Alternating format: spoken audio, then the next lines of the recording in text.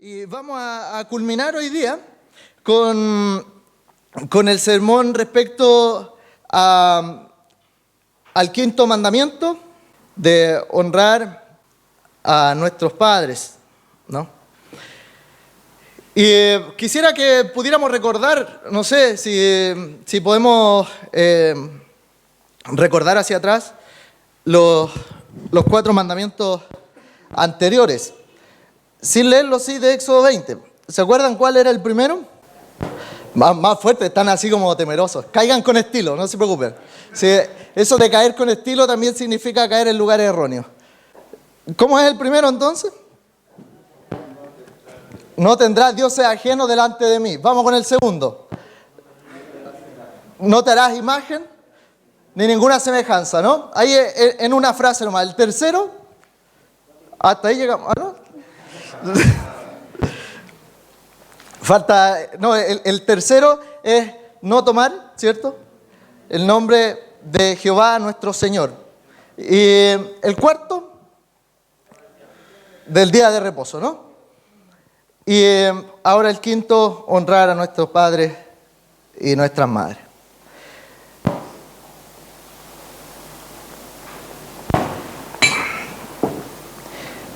Anteriormente pudimos apreciar dentro de este hermoso texto y mandamiento que en realidad este mandamiento no solamente tiene que ver con los hijos, ¿cierto? Sino que también tiene que ver con los padres. Entrega una responsabilidad mutua. La honra hacia los hijos la honra de los hijos hacia los padres ha de ser también una respuesta de que los padres viven de manera honrosa para con sus hijos. Y eso es fundamental, así lo complementa un poco la carta de Efesios ahí en el capítulo 6. Y eso es lo que estuvimos viendo en el último sermón respecto a honrar a nuestro padre y a nuestra madre. Y también hablamos respecto a que tanto como hijos como padres, nosotros fallamos de igual manera. No hay hijos perfectos, tú no tienes hijos perfectos y lamentablemente no seremos ni son los padres perfectos, ¿sí? Y eso es así, es parte de una realidad. Pero también pudimos comprender que una sociedad que no cuida a sus padres prontamente va a perder el fundamento también para cuidar de sus hijos. Y eso es una realidad. Una sociedad que no cuida a sus padres perderá prontamente el fundamento sólido para poder cuidar a sus hijos.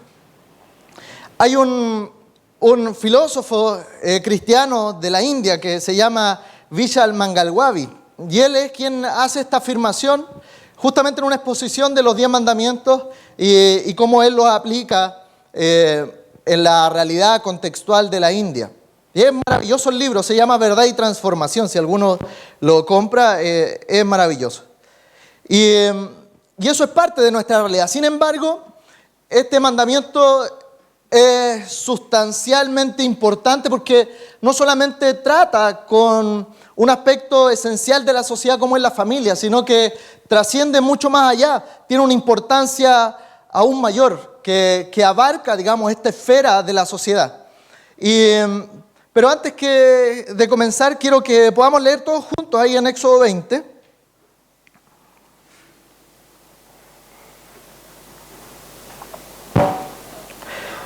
Éxodo 20, versículo 12, quiero que lo podamos leer todos juntos.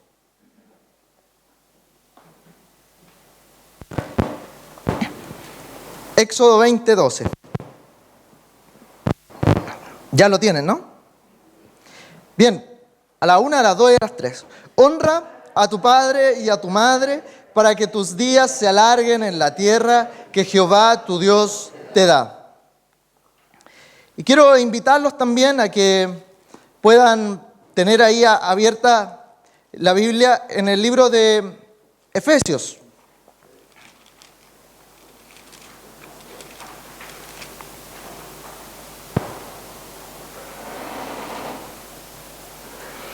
Efesios 6.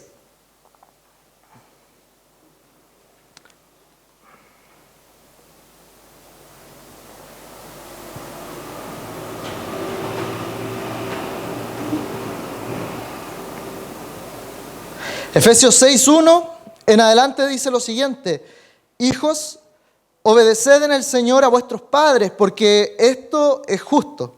Honra a tu padre y a tu madre, que es el primer mandamiento con promesa, para que te vaya bien y seas de larga vida sobre la tierra. Y vosotros, padres, no provoquéis a ira a vuestros hijos, sino criadlos en disciplina y amonestación del Señor. Amén.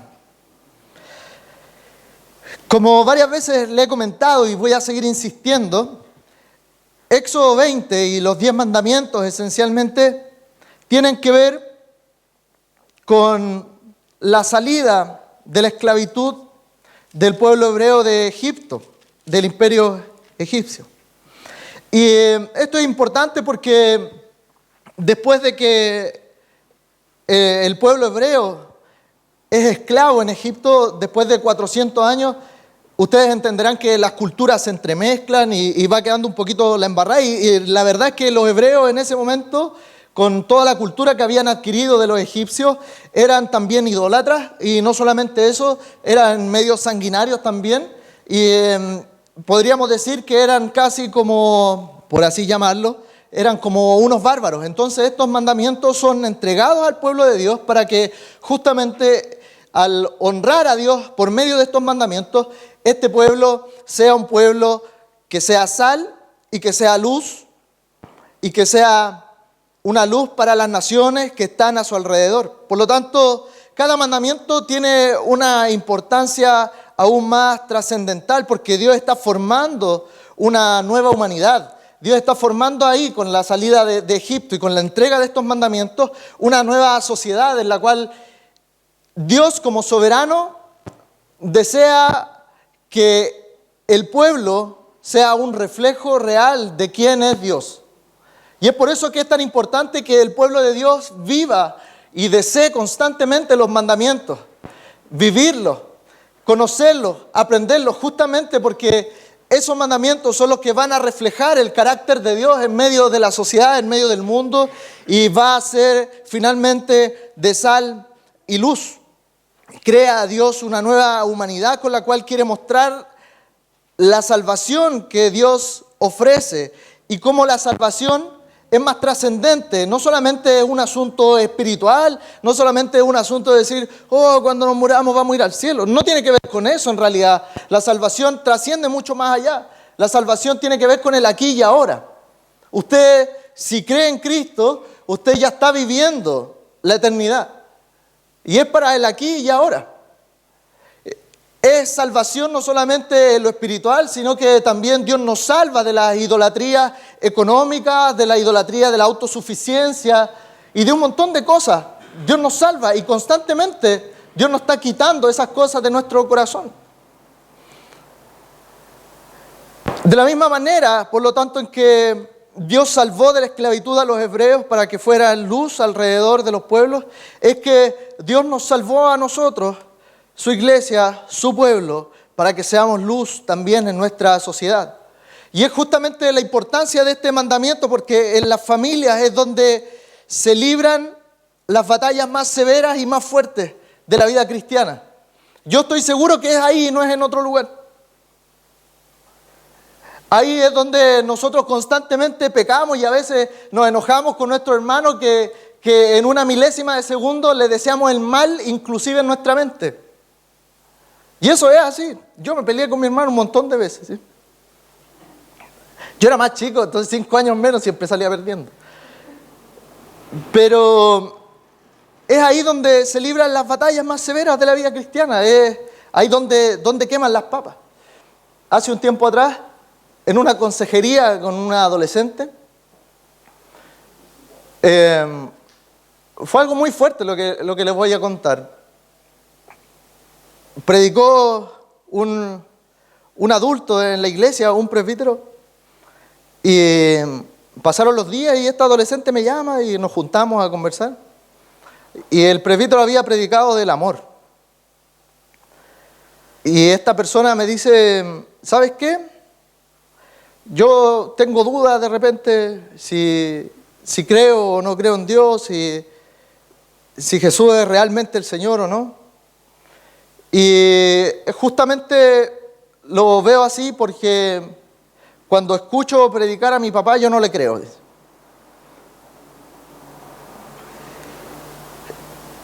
Y me partió el corazón. Fue una frase muy fuerte. Justamente porque la vida cristiana, a pesar de que cueste seguir todo esto, es justamente ahí en la familia donde se libran esas batallas fuertes. Es donde hay una real demostración de lo que nosotros somos, porque ahí está nuestra intimidad.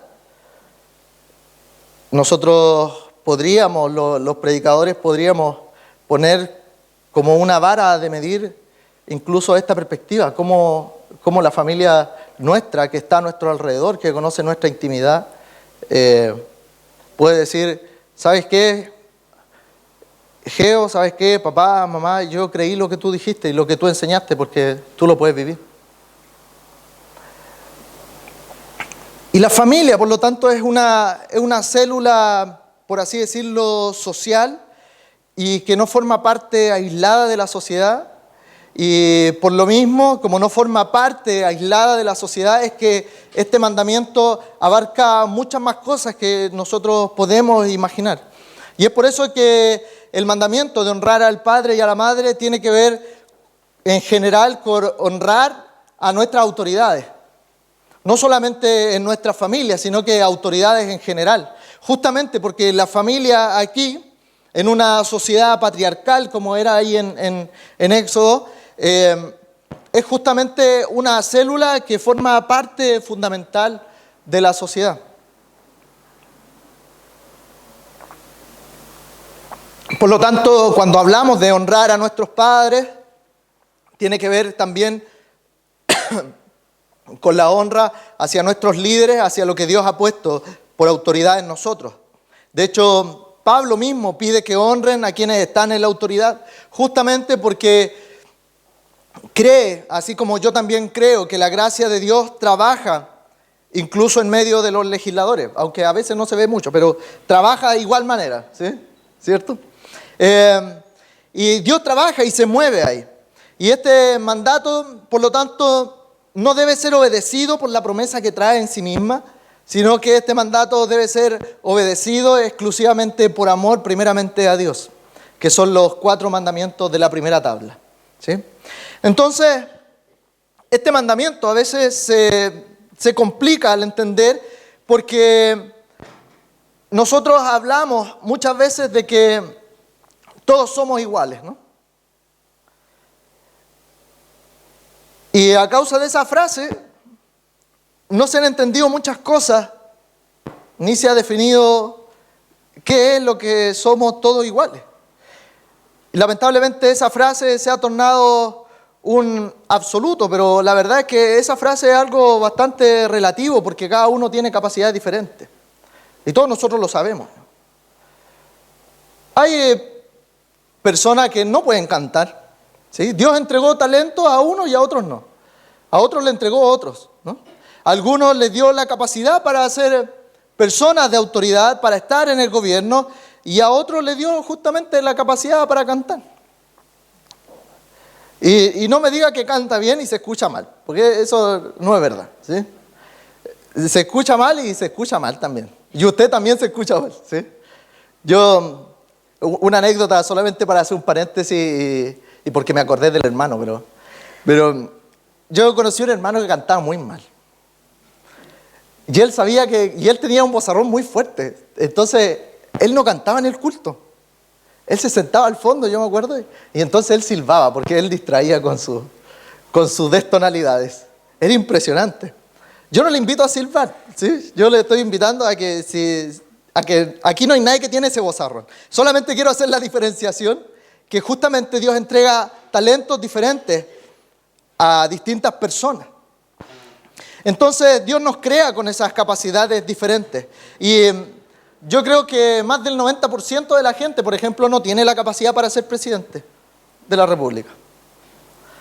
¿Quién cree aquí que tiene la capacidad para ser presidente de la República?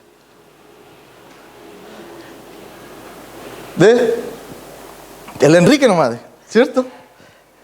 Pero esa es la realidad.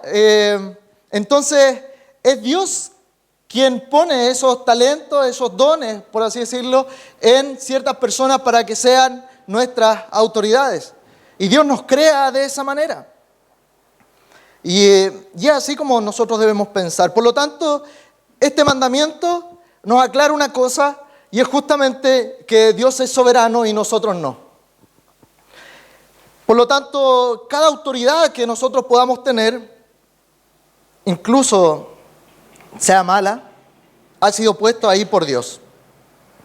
Entonces este mandamiento nos enseña que Dios es soberano y que tiene autoridad en nosotros y que le entregó algunos talentos a esa persona que está en autoridad y por eso simplemente debe ser respetado. Estamos bajo la autoridad de Dios. Y el afirmar que Dios es soberano es que Dios gobierna también sobre todas las cosas y que Dios gobierna sobre todas las personas y es Él quien da las leyes, es Él quien pone a los líderes y es Él también el que los saca. A veces nosotros pensamos de manera diferente, que nosotros somos soberanos y que Dios es el responsable y es justamente al revés. Dios es soberano y nosotros somos responsables.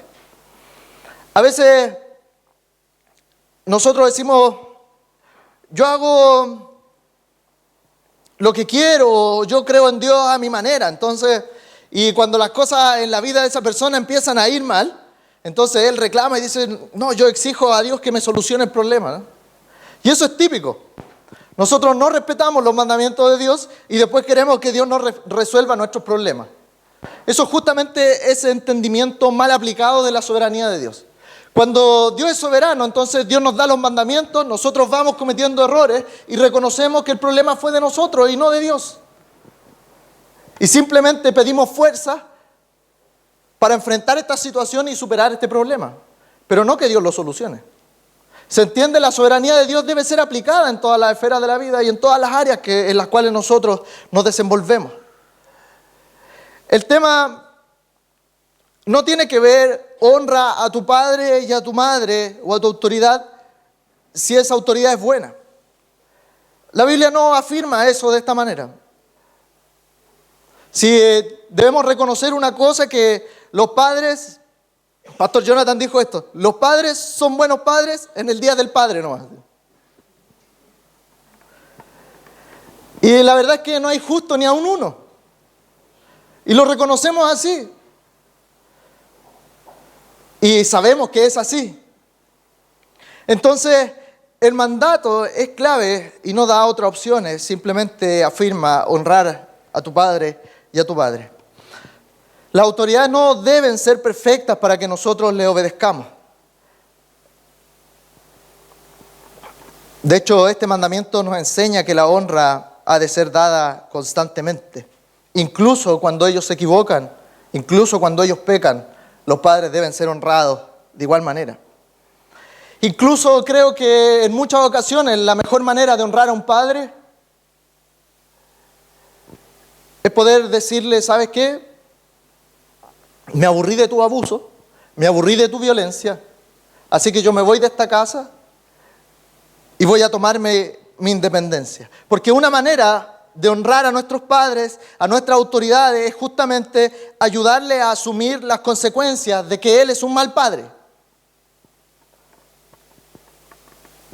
No tiene que ver con no confrontar la realidad de que él esté mal, sino una verdadera honra es justamente la comprensión, es la ayuda quizás demostrar que las consecuencias de los actos del padre que han sido malos, cuáles han sido esas consecuencias y decirle, papá, ¿sabes qué? Tú debes asumir esas consecuencias de haber sido un mal padre. Tú debes asumir que has tomado esas decisiones tóxicas para la familia. A veces la mejor manera de honrar a un padre es justamente haciendo eso. Y esto no tiene que ver con llamar a lo malo bueno, sino que tiene que ver con que reconocemos que las autoridades son puestas por Dios y que reconocemos entonces que hay autoridades que pecan y fallan y muchas veces terriblemente. A veces incluso los padres deben ser intervenidos. A veces la mejor manera de honrar a un padre es llamando a los carabineros y que se lo lleven detenido. Muchas veces es la mejor manera de honrar a un padre y de la misma manera de honrar a nuestras autoridades cuando cometen actos de corrupción, por ejemplo. Esa es la mejor manera de honrar. Cuando hay autoridades que cometen actos de corrupción y nosotros lo vemos de esa manera, entonces nosotros acusamos para que él comprenda la consecuencia de su pecado.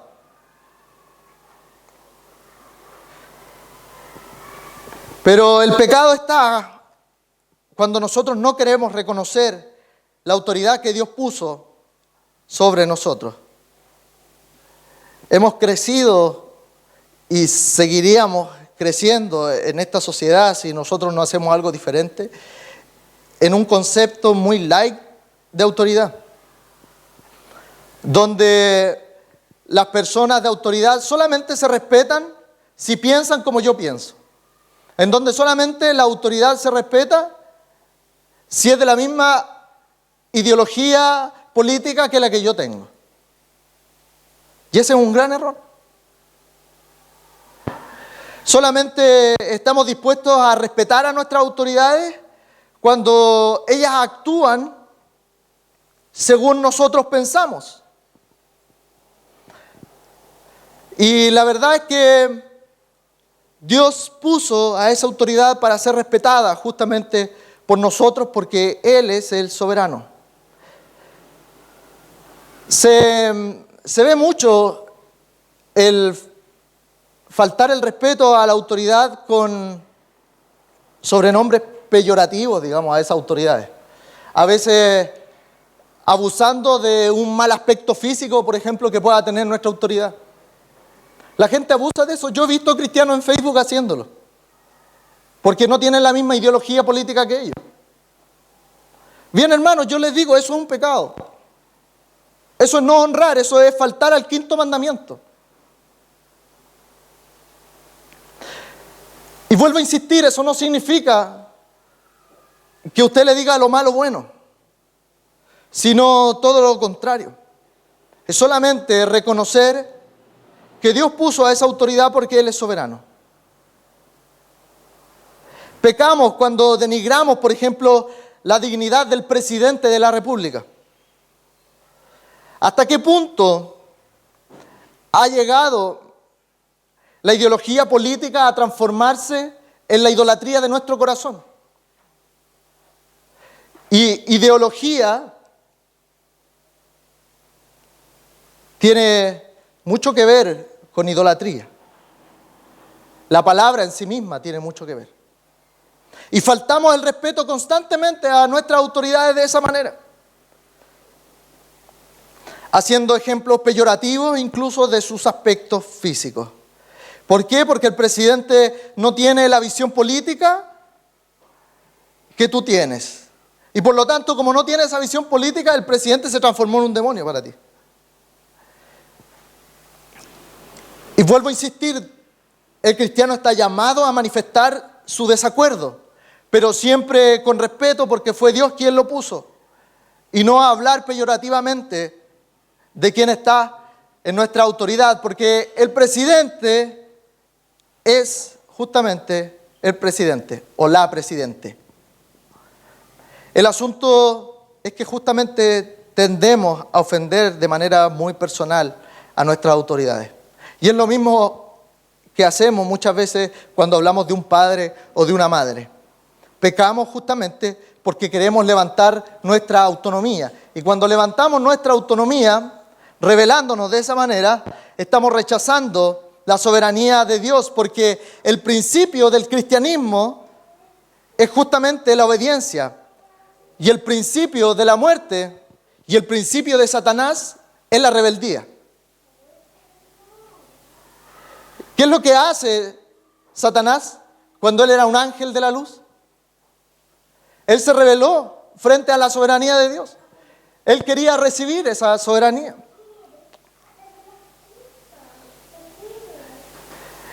Por lo tanto, el principio del cristianismo justamente es la obediencia. Satanás fue un ángel que no quiso someterse. Él fue un rebelde que se quiso exaltar. Y justamente el principio de vida de un creyente es el principio que está manifiesto ahí en Efesios 2. El principio de Cristo es la obediencia y la autohumillación.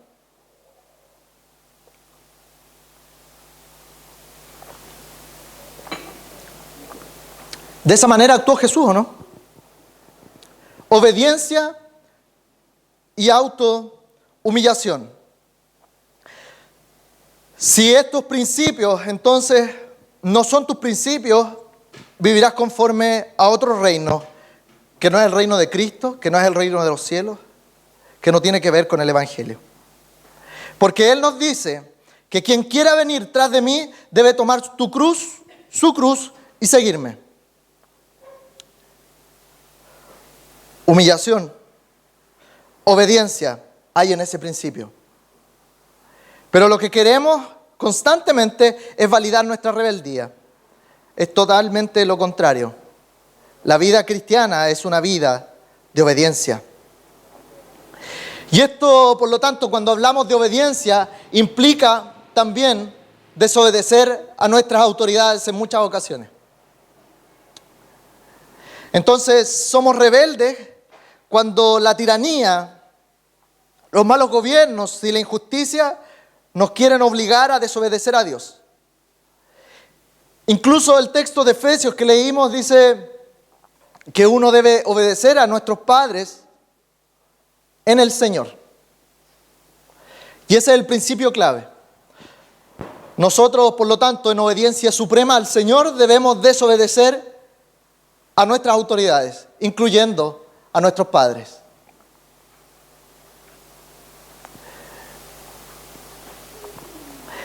Eso es, hermanos, lo que pasó con muchos creyentes en el periodo de la Segunda Guerra Mundial que ocultaron a sus vecinos judíos.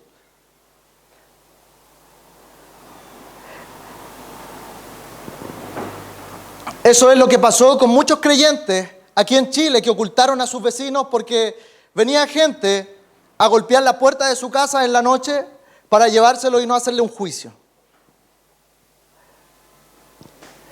Queridos hermanos, quizás la iglesia pecó en este país porque muchas iglesias callaron en vez de haber hablado. Y quizás en vez de haber ocultado a sus vecinos. Quizás los acusaron injustamente creando chismes. Y algún día a lo mejor a un vecino suyo se lo llevaron. Porque justamente el principio bíblico es obedecer a Dios primeramente. Y si es necesario, por la obediencia a Dios, desobedecer a nuestras autoridades, entonces lo hacemos. Porque deseamos que si hayan juicios, esos juicios deben ser justos, con un tribunal. Y no en la soledad. Y esa es la realidad. El cristiano vive en ese principio. Vive en ese principio de obediencia a Dios. Hubieron hermanos nuestros que dieron su vida por defender a otros. Pero tienen una gran corona ahí en el cielo. Justamente por haber amado más a Dios antes que a un gobierno o antes que a alguna ideología. Pero también es cierto que muchos creyentes hicieron lo correcto, crearon incluso la Vicaría de la Solidaridad. De hecho, esa vicaría es fundada por un luterano en Chile. ¿Sí? Y después Silva Enrique se lleva la gloria, pero ese es otro cuento. Pero fue fundada en realidad por un luterano. Uno no dice que las personas no sean juzgadas, sino que el juicio debe hacerse de manera correcta. Entonces, el cristianismo es un rebelde frente a las diferentes ideologías, porque entiende que esas ideologías crean idolatría en el corazón. Uno desobedece a la autoridad solamente cuando ésta lo lleva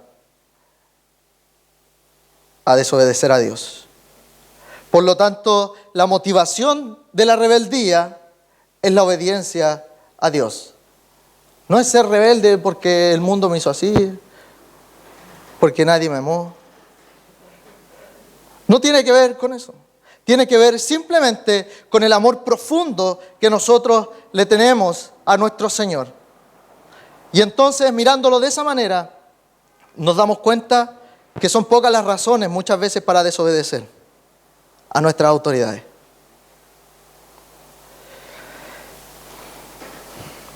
La sociedad muchas veces nos lleva a una cultura de autoexaltación. Y ojo con las revoluciones, porque las revoluciones normalmente, ahí se ha levantado el pensamiento humanista, afirmando al hombre ser el centro del universo, y terminarán diciendo, así como una revolución en Francia, diciendo sin Dios ni rey. Entonces vamos agarrando personas y le cortamos la cabeza en la guillotina.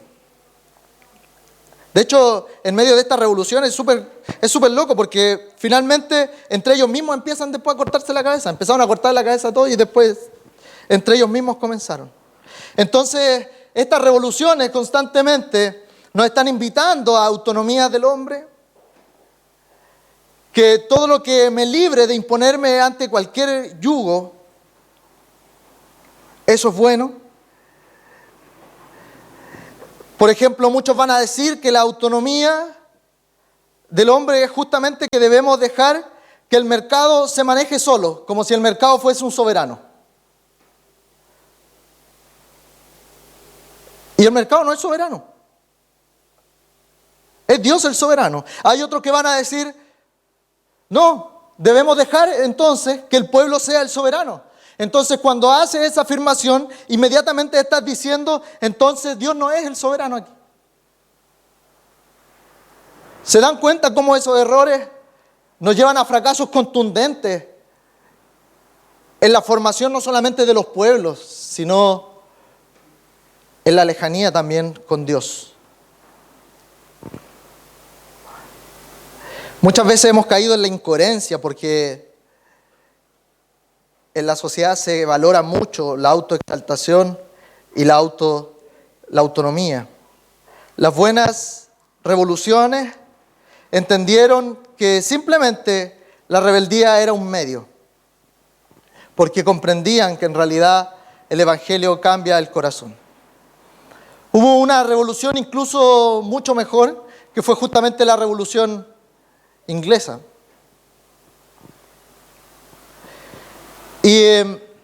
Pero eso para que lo vean ahí en su casa. Entonces comprendemos, por lo tanto, que en realidad el problema es mucho más trascendente y es justamente el problema de nuestra sociedad y el problema en nosotros, es nuestro corazón. Porque el impulso normal por causa del pecado es la desobediencia, pero el Evangelio cambia el corazón y así como el profeta dice que Jehová iba a cambiar los corazones de piedra en un corazón de carne, Jesús también nos dice que es necesario nacer de nuevo. Y nacer de nuevo no es algo que nosotros podamos hacer por nosotros mismos. No tiene que ver con autonomía, no tiene que ver con autorrealización. Nacer de nuevo tiene que ver justamente en que Dios actúa en nuestras vidas y que la gracia de manera violenta interrumpe en nuestro corazón para que nosotros obedezcamos a Dios. Y entonces obedecemos a Dios y a nuestras autoridades, no porque se nos imponga por la fuerza, sino que obedecemos simplemente porque amamos a Dios y deseamos honrarle a Él por sobre todas las cosas. Por lo tanto, a alguien que no ha nacido de nuevo, le va a pesar la ley. Pero el que nació de nuevo sentirá un sentimiento distinto, diferente, porque su corazón desea obedecer la ley. Y el problema está en que le duele no poder obedecer a Dios en cada minuto de su vida. Y a pesar de eso, se planta y mira a los cielos y dice, oh Dios, cuánto amo yo tu ley. La realidad, hermano, es que no seremos padres perfectos. La realidad es que no seremos líderes perfectos.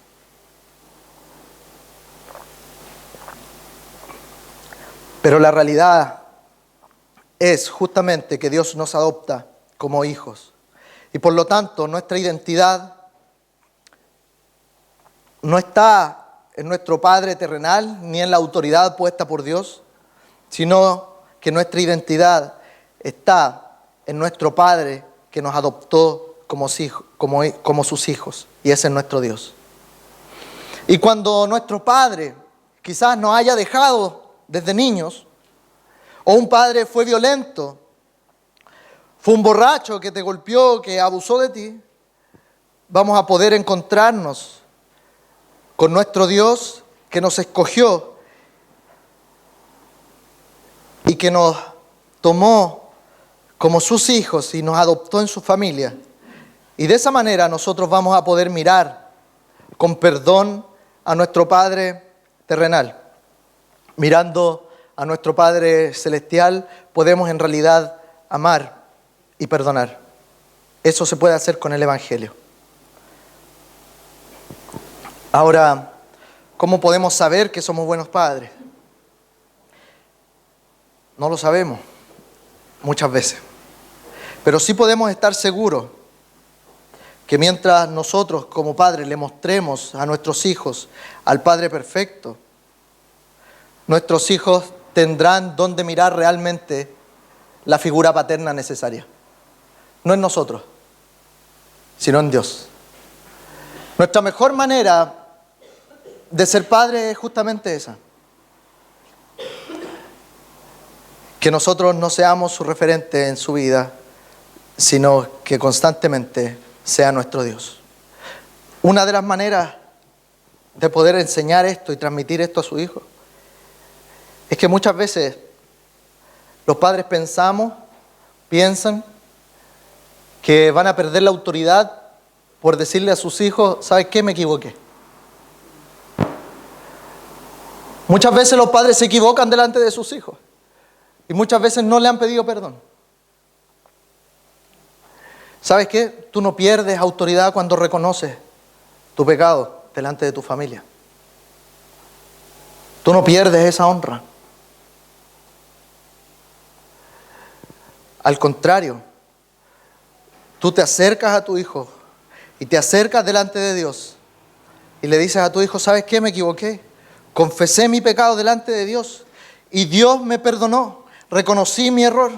Tú podrías pensar que con este gesto vas a perder tu autoridad, pero en realidad usted gana autoridad porque la autoridad como padre y como líder no está en usted. La autoridad está realmente en Dios. Por lo tanto, usted no pierde ni gana autoridad por ese acto. Usted solamente lleva a su hijo a mirar a Dios, porque Él es la autoridad. No te pongas en el lugar de Dios. Cuando no reconoces tu error como padre delante de tu hijo, eso es lo que estás haciendo. Pero cuando lo reconoces, tú comprendes que hay un mejor padre que tú. Y ese justamente es Dios. Y reconoces de la misma manera en que tú no serás un padre perfecto. Por lo tanto, es de esa manera en que nosotros podemos mostrarle el Evangelio a nuestros hijos y poder decirle, hijo mío, todos nos equivocamos, todos pecamos. Pero mira junto conmigo, aquí hay un Dios que es capaz de perdonarnos. Y Él me perdonó a mí. Por lo tanto, puedo pedirte perdón a ti también. Nosotros podemos vivir realmente cumpliendo este mandamiento juntamente con el Evangelio, comprendiendo que Dios es quien nos adoptó, sin que nosotros fuéramos merecedores de la gracia de Dios. De la misma manera debemos hacer esto con nuestros hijos. Por lo tanto, confiando en la gracia de Dios es que nosotros podemos obedecer este mandamiento de honrar a nuestro Padre y ser también padres llenos de honra. De la misma manera en que Dios salvó de la esclavitud a los hebreos para que fueran luz hacia los pueblos, es que Dios nos salvó para que fuésemos luz en nuestra sociedad por medio de nuestras familias. En las familias es donde se libran las batallas más severas de la vida cristiana.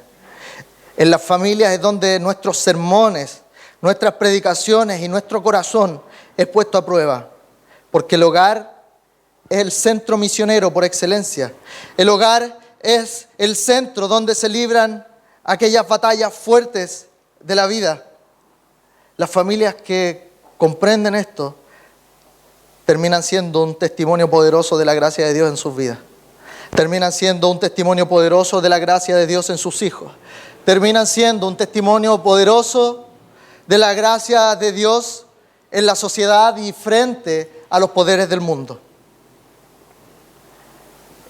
Las familias son el lugar en donde la paz es como una artesanía que se hace con delicadeza, con amor y ternura. La ley y la gracia están de la mano constantemente en estos mandamientos.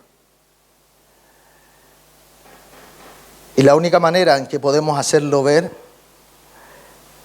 es justamente mostrándole a nuestros hijos el mejor padre,